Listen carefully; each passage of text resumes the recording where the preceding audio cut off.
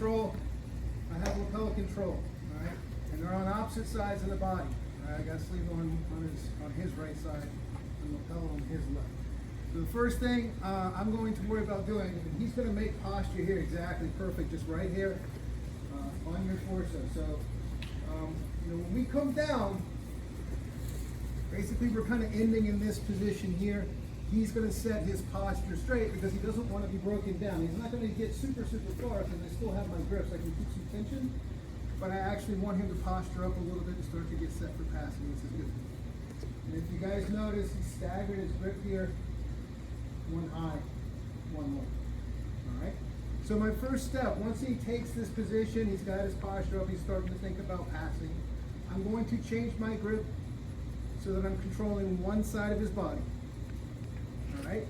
So my collar grip goes from the far side, the same side where I got his sleeve. Got it?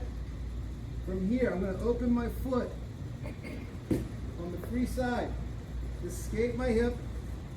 I'm going to bring my leg out and around. My shin comes over and I'm trying to put my knee right in his sternum.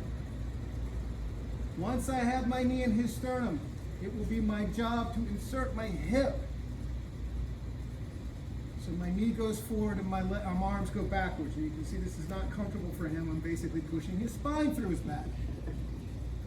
With solid knee connection here, this is starting to loosen my foot so I can drag up his body, keeping connection here, and get into my triangle position or my high bite.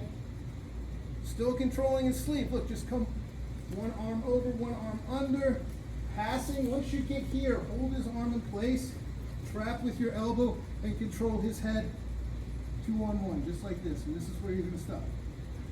All right, we will adjust and actually finish the triangle here in just a moment. Just the setup. So you guys want to make sure you're doing this with good connection. Do it slowly.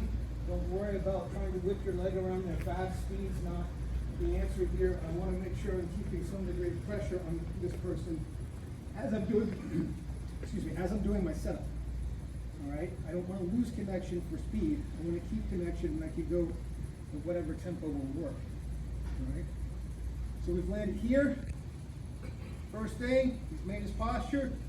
First thing I do, change my grip. Free side leg. That foot goes on the floor so I can escape my hip escape. A little trim. All right? Letting this leg, I want to keep my calf roughly about his hip. That's about far enough out to go so I can get my leg to circle around. I'm going to put my knee right in his sternum. And again, what I'm going to do now is insert my hip. I'm trying to push my hip in this direction. Boom. So I can hollow him out. Now I kick my foot northward, pulling and dragging him into this position. My knees are pinched tight. I like the outside leg on top. That's important because when I talk about defending triangles at some point, this is the leg I'm going to focus putting on pressure. So if it's up here, that feels worse to me. I like the outside leg being over the top. My knees are pinched, heels are down. I've still got his sleeve. I'm just going to come under, bridge, pass, hold his arm in place, drop my elbow on top of the arm and control his head. Here at this point with my elbow on top of his arm, difficult for him to pull his arm back through. It's trapped. And now I just go 2-on-1 on his head. Once I get here, then we'll pick up from here to finish the triangle in just a moment. Does that make sense what we're doing? Questions? All right, let's grab a partner. Let's again do this 1 for 1.